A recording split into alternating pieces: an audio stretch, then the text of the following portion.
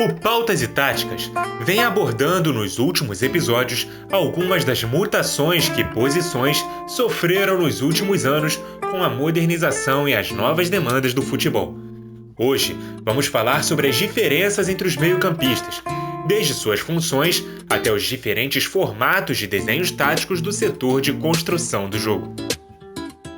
Com certeza você já ouviu algo parecido com a seguinte frase: hoje, o meio-campo não é mais dividido entre volantes e meias.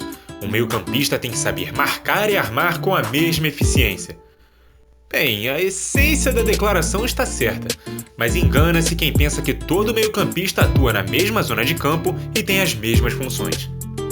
Atualmente, o meio-campo pode ter jogadores com 5 funções diferentes: o volante de contenção, o redista, o box-to-box, o meio-armador e o meio atacante.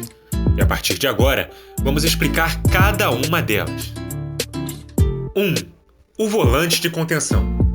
No Brasil, esta função ficou conhecida como primeiro volante ou cabeça de área, e nos acostumamos a ver jogadores fortes fisicamente e com bom poder de marcação para proteger a defesa. Pejorativamente, durante um tempo, esse tipo de jogador foi chamado de brucutu, por conta de suas funções quase que restritamente defensivas. Em tempos modernos, em times cada vez mais compactos, até os volantes de contenção precisam ter boa qualidade de passe.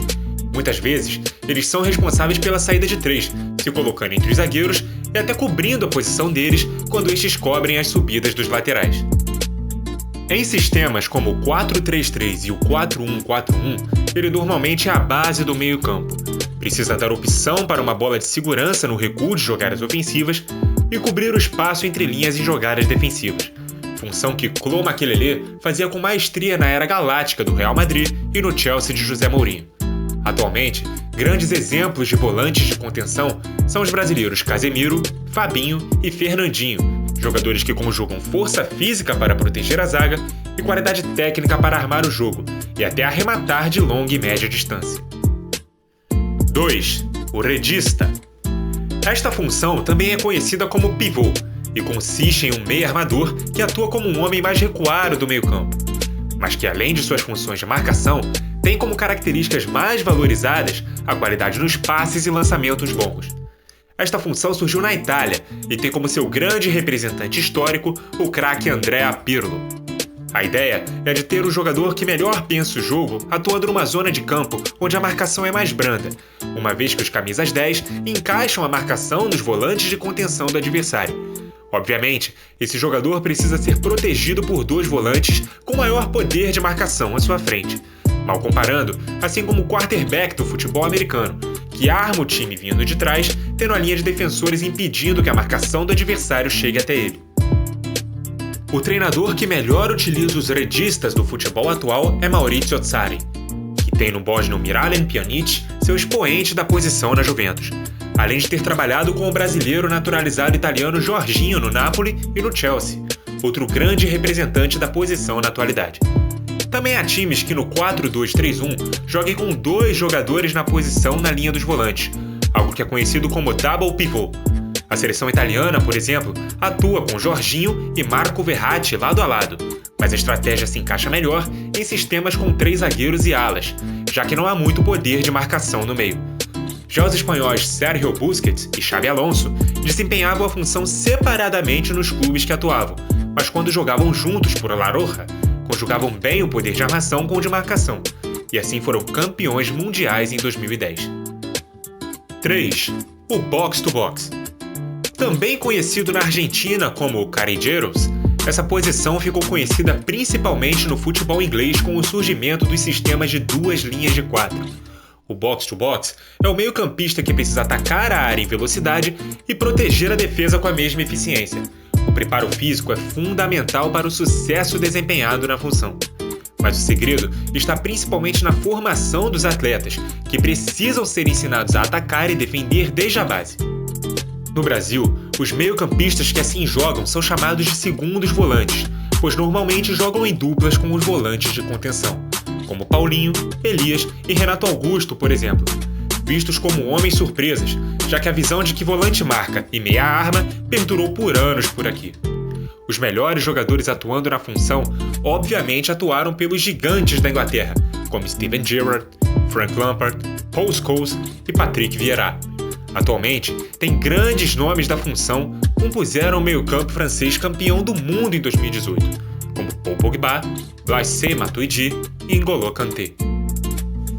4. Os meias armadores. Dá para dizer que esta posição normalmente é confundida com a ideia que se tem do camisa 10 clássico, que muitos juram que deixou de existir no futebol. O meia armador seria o velho camisa 8, um jogador que tem na qualidade do passe curto e na construção das jogadas seu grande diferencial. Não necessariamente o último passe, mas este também é sempre um diferencial importante no jogo de homens que atuam na função. Acreditou-se durante muito tempo no Brasil que Paulo Henrique Ganso seria um camisa 10 clássico, mas na verdade ficou provado que na verdade trata-se de um número 8, ou seja, um meia armador e não um meia atacante. Normalmente, estes são os vértices laterais de um triângulo de meio campo ou os vértices que fecham o losango do 4-3-1-2 pelos lados. Exemplos clássicos são a eterna dupla do Barcelona, Xavi e Iniesta, além da atual dupla madridista, Modric e Kroos. No Brasil, tivemos grandes nomes ao longo da história, como Didi e Gerson, e atualmente temos na figura de Arthur e Bruno Guimarães as grandes esperanças da função na seleção brasileira. 5. Os meias atacantes. 2 episódios atrás abordamos no Pautas e Táticas o funcionamento dos pontas de lança, que podem jogar na ponta de um losango ou por trás do camisa 9, tornando-se segundos atacantes. A verdade é que o meia atacante é o camisa 10 clássico que tantos sentimos falta no futebol brasileiro, como Pelé, Zico, Alex, Rivaldo e Kaká. Porém, hoje em dia, alguns jogadores estão sendo adaptados a jogar pelos lados do campo, abrindo espaço para a subida dos laterais centralizando com a bola, partindo de fora para dentro e tocando na bola em uma zona central do campo. Foi assim com Özil e Müller na seleção alemã, campeã do mundo em 2014 no Brasil. Foi assim com Jadson no Corinthians, campeão brasileiro de Tite em 2015. E assim com Everton Ribeiro e Arrascaeta no Flamengo de Jorge Jesus.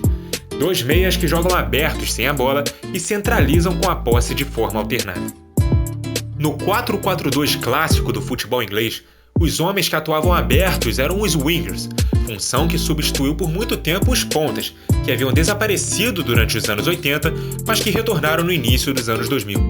Grandes exemplos atuando na função foram Luís Figo, David Beckham, Pavel Nedved e Ronaldinho Gaúcho, mas o maior nome da atualidade é certamente Lionel Messi.